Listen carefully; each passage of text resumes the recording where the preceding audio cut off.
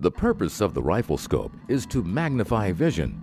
When you look through the scope, the image you see is actually the light bouncing off a target. The critical parts of the rifle scope to accomplish this are the lenses. The larger lens is the objective lens. Its purpose is to gather and transmit light back to the ocular lens. Light passing through the objective lens focuses on a point inside the scope. The ocular lens then magnifies the light from the focal point. Two controls that affect the scope's sight accuracy are the windage adjustment and the elevation adjustment. The windage adjustment tweaks the horizontal settings on a scope, while the elevation adjustment changes the vertical settings. As you can see, a rifle scope is basically a specialized telescope. With a telescope, though, you can put your eye directly up to the lens. With this, if you do that, you're asking for trouble. Proper eye relief is the key to a clean and safe kill. Eye relief is the distance between your eye and the scope. If you're trying to put your eye too close to the scope, you run risk of the gun kicking back and hitting your eye, or getting scoped. This could cause injury and missed shots. So now let's head back to the factory and finish production.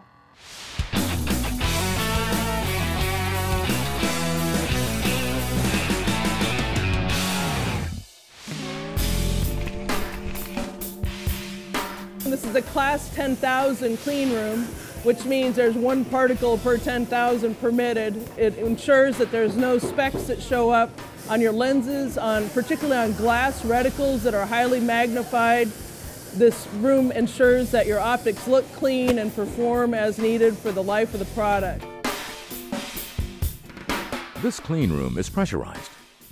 The air is cleansed with HEPA filters, and everyone is required to wear special suits covering their clothes and shoes to prevent particles from being transferred onto any scope or scope parts.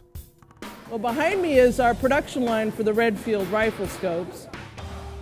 This assembly line is responsible for bringing all of the scope's sub-assemblies together to form the Redfield Revolution. The sub-assemblies include each lens assembly. There's eyepiece assemblies where the glass is put into a metal holder that's then threaded into the eye shell, which is the part that you focus.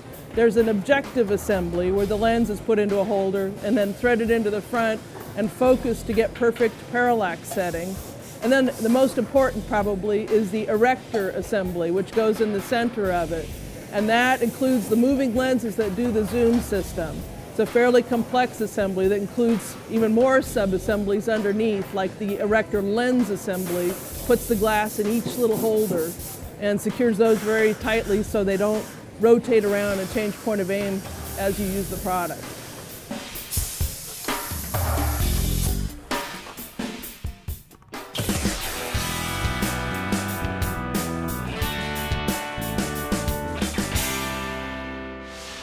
At this point, the finished scopes will go through the classified process of being filled with a proprietary mixture of gases to ensure fog-free use. Once the gas is in place, the scopes are dipped into a highly pressurized water tank to check for leaks. These scopes are made to be water and airtight to prevent condensation from entering the scope once in the field. If there is a leak, the gas will visibly escape from the scope in a steady stream and it will not be suitable for distribution. If there is no leak, then the scope is ready for the hunt. Speaking of hunting, let's get back to Pagosa Springs to see if a trophy elk has found its way into someone's crosshairs.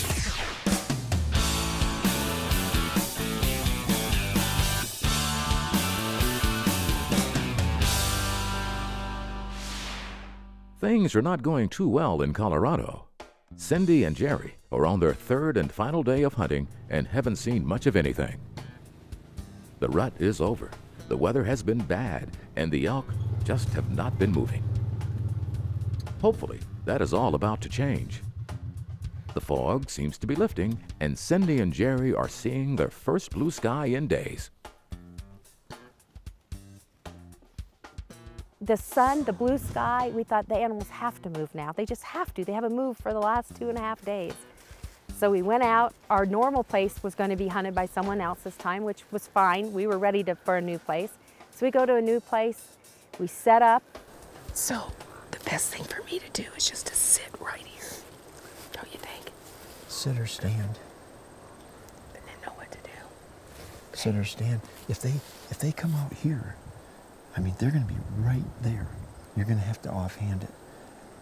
And thread the needle, as they say. Absolutely. There's enough holes there to shoot through. Yeah, I think it's not that brushy. Basically, we get our instructions not to move and watch some cow elk come in to our left at 25 yards. I don't think I've been that close to elk ever in my life. They came in and they knew something wasn't right, but we held so still and they stared at us for a while and they kind of danced around, not sure what they were going to do, and then they very calmly walked off and there wasn't a bull there. But because there were 5 cows, we thought there could be a bull behind them. So I got in position and literally just got down on my knees. I had a tripod with a spotting scope on it, and I was going to use that as my rest. And I sat over that rifle for what seemed like an eternity, and it turned out to be only about 30 minutes. But about then I heard a rustling in the leaves up in the scrub brush, the oak brush above me. And all of a sudden I saw out of the corner of my eye some elk ears and some cows moving. And then I saw more and more. And I listened to Jerry say, "There's a bull in there." This portion of Factory to Field is brought to you by All Day Energy. What would you do with more energy?